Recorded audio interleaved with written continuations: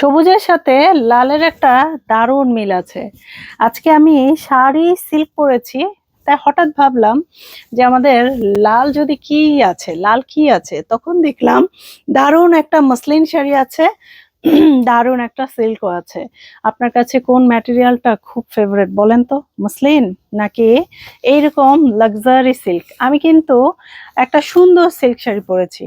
দেখেন তো, এটার কাজটা পুরোটাই মাল্টি। সবুজের মধ্যে লাল সাদা সুতো, আর এটার মধ্যে পুরোটাই মাল্টি সুতো। এটা সিল্কের মধ্যে। আর আমাদের শাড়িগুলোর বিশেষত্ব কি জানেন? পুরোটাই হ্যান্ডওয়ার্কের মধ্যে। আচ্ছা, এবার আসি মসলিন। যারা ডিজাইনার শাড়ি পরেন তাদের জন্য তো কিছুটা তো অপশন রাখতেই হয়।